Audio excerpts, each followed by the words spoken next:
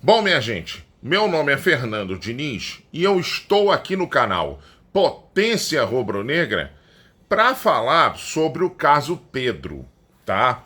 Que realmente vem monopolizando aí as manchetes desde o final do jogo contra o Atlético Mineiro, que, aliás, o Flamengo teve uma grande vitória lá em Belo Horizonte que acabou ficando em segundo plano. Aliás, vamos começar falando um pouquinho sobre o jogo, que o Atlético Mineiro ficou o jogo todo, ou praticamente todo, pressionando o Flamengo bastante, tanto que o Atlético Mineiro finalizou mais de 20 vezes no gol do Flamengo, mas só fez um gol, tá? E esse gol foi irregular. Por que o gol foi irregular? Aos 30 e pouquinhos minutos do primeiro tempo, num lance de ataque do Flamengo, o Bruno Henrique recebeu pela ponta esquerda, driblou o jogador do Atlético para dentro, e aí ele sofre uma falta na entrada da grande área. Ele é pisado por um outro jogador do Atlético, mas o juiz não marca a falta. E aí o time mineiro rouba a bola, vai no contra-ataque, tem um lançamento sensacional do Saravia pro Paulinho, e o Paulinho ganha na velocidade do Felipe Luiz e do Léo Pereira, que não faz muito bem a cobertura do Felipe Luiz, e o Paulinho sozinho, não tem nenhum companheiro dele, avança e bate cruzado no canto do Matheus Cunha e faz Atlético Mineiro 1, Flamengo 0. E o VAR, ao invés de olhar direitinho essa jogada do Bruno Henrique, não mandou seguir o jogo. Para mim foi o grande erro do VAR e da arbitragem naquele jogo lá do Atlético com o Flamengo. Para o segundo tempo, o Flamengo voltou com a Arrascaeta em campo, porque ele não tinha entrado em campo, tinha entrado com o Everton Ribeiro, tinha entrado, aliás, com Alan, com Thiago Maia, Vitor Hugo e Everton Ribeiro, aliás, Alan, Gerson, Vitor Hugo e Everton Ribeiro no meio campo. E o Flamengo estava sendo muito pressionado no primeiro tempo. E continuou sendo muito pressionado no segundo. Só que tem que... Atlético Mineiro, time treinado por Filipão, né? Chega a uma determinada altura do segundo tempo, o Atlético começa a chamar o Flamengo. Vem, vem.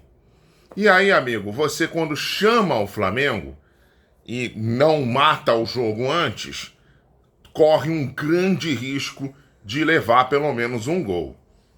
E o Arrascaeta entrou da esquerda para dentro e sofre uma falta na meia-lua da grande área. E a maioria da torcida do Flamengo pensa o seguinte: pô, falta para o Flamengo não tem sido sinônimo de coisa muito boa nos últimos tempos. Porque o Flamengo passou 3 anos sem fazer um gol de falta, fez com o Andreas Pereira contra o Juventude, lá em 2021.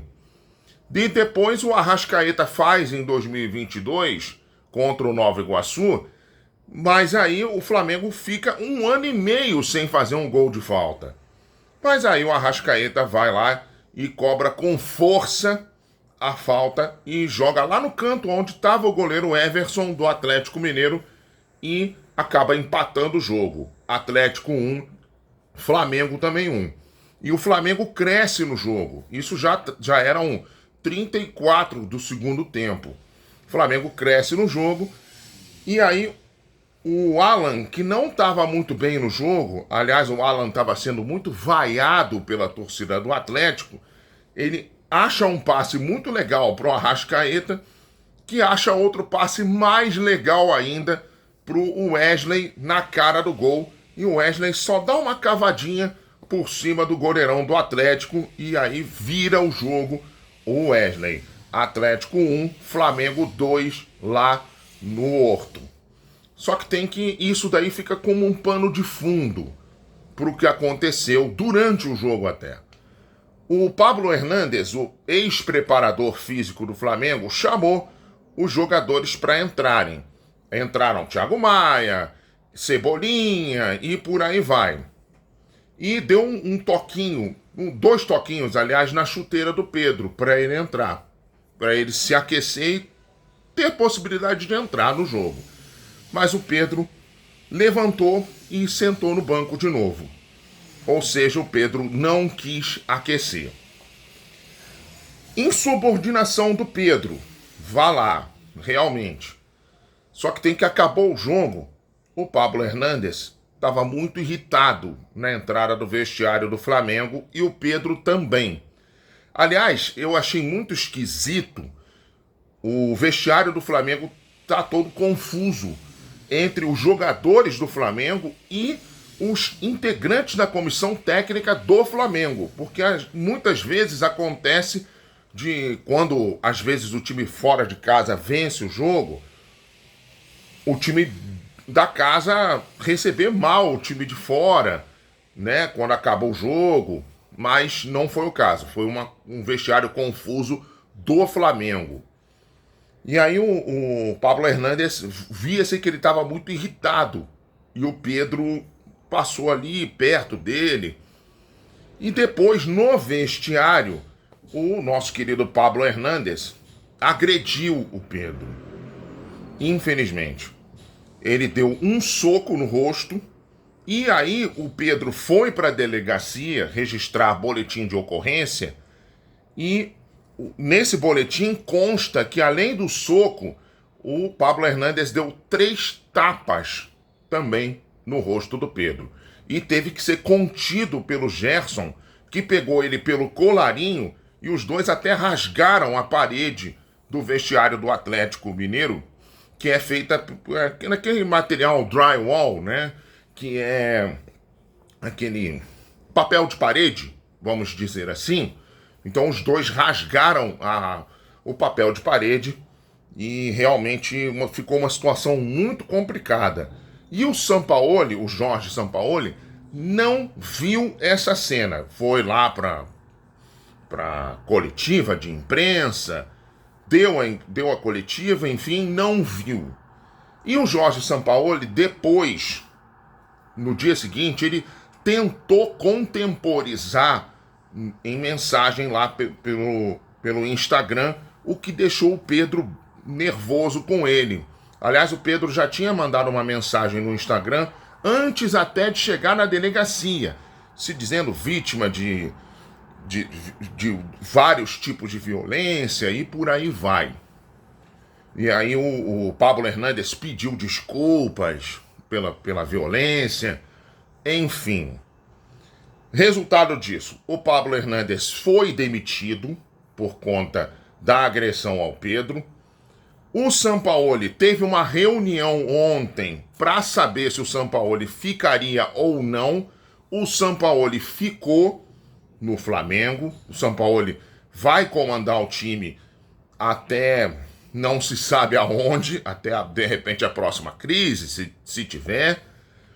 E o Pedro, hoje de manhã, o Flamengo teve treino hoje de manhã, o Pedro não compareceu ao treino, tá?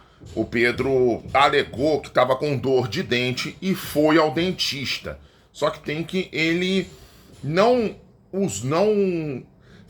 teve essa alegação antes de ir para o treino. Foi depois de ir para o treino. Então, gerou vários tipos de especulações essa não alegação anterior ao treino do Pedro. Bom, o que eu acho dessa confusão toda no Flamengo? Eu acho que o Flamengo tomou a decisão certa, que era mandar o Pablo Hernández ir embora, tá? O Sampaoli, por sua vez, eu acho que muito embora ele fosse amigo do preparador físico de mais de 30 anos, ele não deveria ter contemporizado na hora da mensagem ali, deveria ter condenado a violência do Pablo Hernández e não condenou. O Pedro, por sua vez, também não deveria não ter ido para o aquecimento, porque o que acontece? Os membros da comissão técnica são superiores aos jogadores. Eles mandam nos jogadores. Só que tem que o Pedro não foi para o aquecimento. Então, isso é uma insubordinação, sim. Aliás, o Pedro vai ser punido por conta disso. A diretoria do Flamengo ainda não divulgou qual vai ser a punição, mas ele vai ser punido. Então, a diretoria do Flamengo tomou a posição correta nesse caso do Pedro. Então, eu acho que criou-se um ambiente não muito legal à toa, antes de um jogo importantíssimo, como é o jogo das oitavas de final contra o Olímpia no Maracanã, jogo de ida pela Libertadores. Então aí não é muito legal você ter uma crise dessas, né? O time vice-líder do Campeonato Brasileiro, porque o Grêmio tropeçou na rodada, empatou com o Goiás. O time que vem de uma única derrota nos últimos 21 jogos, precisava dessa crise? Não precisava dessa crise. Mas o Flamengo se alimenta de crises também. Muitas das vezes é na crise que o Flamengo vai lá e ganha seus jogos e ganha títulos até.